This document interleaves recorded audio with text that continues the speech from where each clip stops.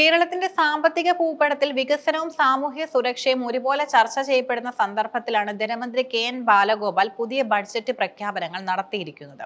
സാമ്പത്തിക പ്രതിസന്ധിയുടെയും കേന്ദ്ര നയങ്ങളുടെയും വെല്ലുവിളികൾക്കിടയിലും സാധാരണക്കാരന്റെ ജീവിതത്തെ സ്പർശിക്കുന്ന വിപ്ലവകരമായ പദ്ധതികളാണ് ഇത്തവണ മുൻഗണന നേടിയിരിക്കുന്നത്. റോഡ് സുരക്ഷ, ആരോഗ്യ ഇൻഷുറൻസ്, പരമ്പരാഗത തൊഴിൽ സംരക്ഷണം, പൗരത്വ സംബന്ധമായ ആശങ്കകൾ പരിഹരിക്കൽ തുടങ്ങിയവ മേഖലകളിൽ സർക്കാർ പ്രഖ്യാപിച്ച പദ്ധതികൾ കേരള മാതൃകയെ കൂടുതൽ കരുത്തുറ്റതാക്കുന്നു. കേരളത്തിലെ റോഡുകളിൽ പ്രതിവർഷം 48,000-ഓളം അപകടങ്ങൾ നടക്കുന്നുണ്ടെന്നാണ് കണക്കുകൾ സൂചിപ്പിക്കുന്നത്. ഇത്തരം അപകടങ്ങളിൽ ജീവൻ നഷ്ടപ്പെടുന്നവരിലോ ഗുരുതര പരിക്കേൽക്കുന്നവരിലോ ഭൂരിഭാഗവും കൃത്യസമയത്ത് ചികിത്സ ലഭിക്കാത്തവരാണ്. ഈ സാഹചര്യത്തിലാണ് ലൈഫ് സേവർ പദ്ധതി ധനമന്ത്രി പ്രഖ്യാപിച്ചിരിക്കുന്നത്. പദ്ധതിയുടെ പ്രത്യേകതകൾ എന്നത് അപകടം നടന്നാൽ ഉടൻ സാമ്പത്തികമായി ബുദ്ധിമുട്ടുകൾ ചികിത്സയ്ക്ക് തടസ്സമാകരുതെന്ന ലക്ഷ്യത്തോടെയാണിത്. ആശുപത്രിയിൽ പ്രവേശിക്കപ്പെടുന്ന ആദ്യത്തെ 5 ദിവസം പൂർണ്ണമായും സൗജന്യ ചികിത്സ നൽകും. സർക്കാർ ആശുപത്രികൾക്ക് പുറമെ സന്നദ്ധത പ്രകടിപ്പിക്കുന്ന സ്വകാര്യ ആശുപത്രികളെയും ഈ പദ്ധതിയുടെ ഭാഗമാക്കും. പദ്ധതിയുടെ പ്രാഥമിക പ്രവർത്തനങ്ങൾക്കായി 15 കോടി രൂപ വകയിരുത്തി. അപകടം നടന്ന ഉടൻ തന്നെ രോഗിയെ എത്തിക്കുന്ന ഗോൾഡൻ അവർ ഫലപ്രദമായി വിനിയോഗിക്കാൻ ഇതിലൂടെ സാധിക്കും. കേരളത്തിലെ 42 ലക്ഷം കുടുംബങ്ങൾ നിലവിൽ കാരുണ്യ ആരോഗ്യ സുരക്ഷാ പദ്ധതിയുടെ ഗുണഭോക്താക്കളാണ്. എന്നാൽ ഈ മാനദണ്ഡങ്ങളുടെ പരിധിയിൽ വരാത്ത ലക്ഷക്കണക്കിന് ഇടത്തരം കുടുംബങ്ങൾ ചികിത്സാ ചിലവുകൾക്കായി വലിയ തുക കണ്ടെത്താൻ ബുദ്ധിമുട്ടുന്നുണ്ട്. ഇവർക്കായി താരതമ്യേന കുറഞ്ഞ പ്രീമിയം തുകയടച്ച് ചേരാവുന്ന പുതിയ ആരോഗ്യ ഇൻഷുറൻസ് പദ്ധതി സർക്കാർ വിഭാവനം ചെയ്യുന്നു. ഈ വർഷം തന്നെ നടപ്പിലാക്കാൻ ലക്ഷ്യമിടുന്ന ഈ പദ്ധതിക്കായി 50 കോടി രൂപയാണ് മാറ്റിവെച്ചിരിക്കുന്നത്. ഇത് ആരോഗ്യ മേഖലയിൽ സാർവത്രികമായ ഇൻഷുറൻസ് പരിരക്ഷ ഉറപ്പാക്കുന്നതിലേക്കുള്ള വലിയൊരു ചുവടുവയ്പ്പാണ്. കേന്ദ്ര സർക്കാർ നടപ്പിലാക്കാൻ ശ്രമിക്കുന്ന പൗരത്വ നിയമ ഭേദഗതിയും വോട്ടർ പട്ടിക പരിഷ്കരണവുമായി ബന്ധപ്പെട്ട പുതിയ നീക്കങ്ങളും കേരളത്തിലെ ജനങ്ങൾക്കിടയിൽ വലിയ ആശങ്ക സൃഷ്ടിച്ചിട്ടുണ്ട്. ഈ പശ്ചാത്തലത്തിലാണ് സംസ്ഥാന സർക്കാർ നേറ്റിവിറ്റി കാർഡ് എന്ന പുതിയ രേഖ കൊണ്ടുവരുന്നത്. എന്താണ് നേറ്റിവിറ്റി കാർഡ്? തലമുറകളായി കേരളത്തിൽ താമസിക്കുന്നവർക്ക് തങ്ങളുടെ തദ്ദേശീയതയും താമസവും സാക്ഷ്യപ്പെടുത്തുന്ന ഔദ്യോഗിക രേഖയായിരിക്കും ഇത്. പൗരത്വവുമായി ബന്ധപ്പെട്ട രേഖകൾ ഹാജരാക്കാൻ ബുദ്ധിമുട്ടുന്ന ന്യൂനപക്ഷങ്ങൾ ഉൾപ്പെടെയുള്ള ജനവിഭാഗങ്ങൾക്ക് ഇത് വലിയ ആശ്വാസമാകും. നേറ്റിവിറ്റി കാർഡ് നൽകുന്നതിനായി പ്രത്യേക നിയമനിർമ്മാണം നടത്തുമെന്ന് സർക്കാർ പ്രഖ്യാപിച്ചു. 20 കോടി രൂപ ഈ പദ്ധതിക്കായി മാറ്റിവെച്ചു. കേന്ദ്രത്തിന്റെ വിവാദ നിയമങ്ങളെ രാഷ്ട്രീയമായി മാത്രമല്ല ഭരണപരമായും പ്രതിരോധിക്കുകയാണ് കേരളം ഇതിലൂടെ ചെയ്യുന്നത്. കേരളത്തിന്റെ സമ്പദ് വ്യവസ്ഥയുടെ നട്ടെല്ലായ ആർട്ടിസാൻസ് അഥവാ കരകൗശല നിർമ്മാണ മേഖലയെ ആധുനികവൽക്കരിക്കാനുള്ള പദ്ധതികൾ ബഡ്ജറ്റിൽ ഇടം പിടിച്ചു. സ്വർണ്ണപ്പണിക്കാർ, ലോഹപ്പണിക്കാർ, കൽപ്പണിക്കാർ, തടിപ്പണിക്കാർ തുടങ്ങിയവർക്ക് തൊഴിൽ വേഗതയും ഗുണമേന്മയും വർദ്ധിപ്പിക്കാൻ പുതിയ ഉപകരണങ്ങൾ വാങ്ങുന്നതിന് 50% സബ്സിഡി നൽകും.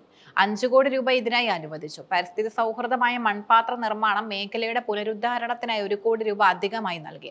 പരമ്പരാഗതമായി ഈ തൊഴിലുകളെ സംരക്ഷിക്കുക വഴി ഗ്രാമീണ സമ്പദ് വ്യവസ്ഥയെ ഉത്തേജിപ്പിക്കുകയാണ് സർക്കാർ ലക്ഷ്യം. ഈ ബഡ്ജറ്റ് നിർദ്ദേശങ്ങൾ കേവലം അക്കങ്ങളല്ല, മറിച്ച് വലിയൊരു സാമൂഹിക സുരക്ഷാ കവചമാണ്. ചികിത്സാ ചിലവ് മൂലം ഒരു കുടുംബവും കടക്കണിയിലാകരുതെന്ന നിശ്ചയദാർഢ്യം ലൈഫ് സേവർ പദ്ധതിയിലും പുതിയ ഇൻഷുറൻസ് പദ്ധതിയിലും കാണാം. നേറ്റിവിറ്റി കാർഡ് എന്ന ആശയം ജനങ്ങൾക്കിടയിൽ നിലനിൽക്കുന്ന ഭീതിയെ അകറ്റാൻ സഹായിക്കും. അത് ഭരണകൂടത്തിലുള്ള വിശ്വാസം വർദ്ധിപ്പിക്കുന്നു. ആധുനിക ഉപകരണങ്ങൾ വാങ്ങാൻ സഹായിക്കുന്നതിലൂടെ പരമ്പരാഗത തൊഴിലാളികളെ ആഗോള വിപണിയിലെ മത്സരങ്ങൾക്കായി പ്രാപ്തരാക്കാം. പദ്ധതികൾ പ്രഖ്യാപിക്കുമ്പോഴും അവയുടെ സുതാര്യമായ നടപ്പിലാക്കലാണ് ഏറ്റവും വലിയ വെല്ലുവിളി. ലൈഫ് സേവർ പദ്ധതിയിൽ സ്വകാര്യ ആശുപത്രികളുടെ പങ്കാളിത്തം ഉറപ്പാക്കുന്നതിനായി കൃത്യമായ മാർഗനിർദ്ദേശങ്ങളും ആവശ്യമാണ്. നേറ്റിവിറ്റി കാർഡിന്റെ നിയമപരമായ സാധ്യത കേന്ദ്ര നയങ്ങളുമായി എങ്ങനെ പൊരുത്തപ്പെടുമെന്നതും കണ്ടറിയേണ്ടതുണ്ട്. എങ്കിലും സാമ്പത്തിക പരിമിതികൾക്കുള്ളിൽ നിന്നുകൊണ്ട് സാധാരണക്കാരന്റെയും താഴെത്തട്ടിലുള്ള തൊഴിലാളികളുടെയും ശബ്ദമാകാൻ ഈ ബഡ്ജറ്റിന് സാധിച്ചിട്ടുണ്ട്. വരും വർഷങ്ങളിൽ ഈ പദ്ധതികൾ ഫലപ്രദമായി നടപ്പിലാക്കുക വഴി കേരളത്തിന്റെ മാനവ വികസന സൂചിക കൂടുതൽ ഉയരുമെന്നും പ്രതീക്ഷിക്കാം. ആരോഗ്യം, സുരക്ഷ, തൊഴിൽ എന്നീ 3 തൂണുകളിൽ ഊന്നിയുള്ള ഈ ബഡ്ജറ്റ് പ്രഖ്യാപനങ്ങൾ നവകേരള നിർമ്മിതിയുടെ ഭാഗമാണ്. ലൈഫ് സേവർ പദ്ധതിയും നേറ്റിവിറ്റി കാർഡും പോലുള്ള ആശയങ്ങൾക്ക് മറ്റ് സംസ്ഥാനങ്ങൾക്കും മാതൃകയാക്കാവുന്നതാണ്.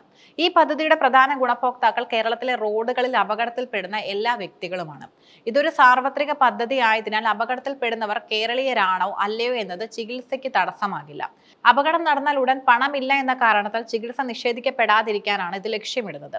മുൻഗണനാക്രമം ഇല്ലാതെ അടിയന്തര വൈദ്യസഹായം ആവശ്യമുള്ള ഏതൊരാൾക്കും പദ്ധതിക്ക് കീഴിലുള്ള ആശുപത്രികളിൽ നിന്ന് ആദ്യ 5 ദിവസത്തെ പണരഹിത ചികിത്സ ലഭിക്കും.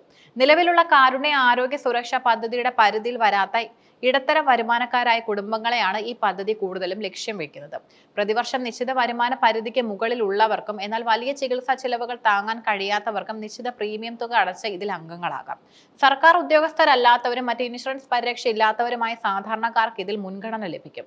പരമ്പരാഗത തൊഴിൽ മേഖലയിൽ ഏർപ്പെട്ടിരിക്കുന്ന സ്വർണ്ണപ്പണിക്കാർ, ലോഹപ്പണിക്കാർ, തടിപ്പണിക്കാർ, കൽപ്പണിക്കാർ, മൺപാത്ര നിർമ്മാതാക്കൾ എന്നിവർക്കാണ് ഈ പദ്ധതിയുടെ ഗുണഫലം ലഭിക്കുക. സർക്കാർ അംഗീകരിച്ചിട്ടുള്ള തൊഴിലാളി ക്ഷേമ നിധികളിൽ അംഗങ്ങളായവർക്കും കൃത്യമായ തൊഴിൽ ലൈസൻസ് ഉള്ളവർക്കും ഉപകരണങ്ങൾ വാങ്ങുന്നതിനായി 50% സബ്സിഡിക്ക് അപേക്ഷിക്കാം. കേരളത്തിൽ സ്ഥിരതാമസക്കാരായ എല്ലാ പൗരന്മാർക്കും ഈ കാർഡിന് അർഹതയുണ്ടാകും. പ്രത്യേകിച്ച് തലമുറകളായി ഇവിടെ ജീവിക്കുന്നവർക്കും പൗരത്വ രേഖകളിൽ ആശങ്കയുള്ള ന്യൂനപക്ഷ വിഭാഗങ്ങൾക്കും ഇത് വലിയ ഗുണകരമാകും. വില്ലേജ് ഓഫീസുകൾ വഴി ബന്ധപ്പെട്ട രേഖകൾ സമർപ്പിച്ച് അപേക്ഷിക്കാവുന്ന രീതിയിലായിരിക്കും ഇതിന്റെ ക്രമീകരണം.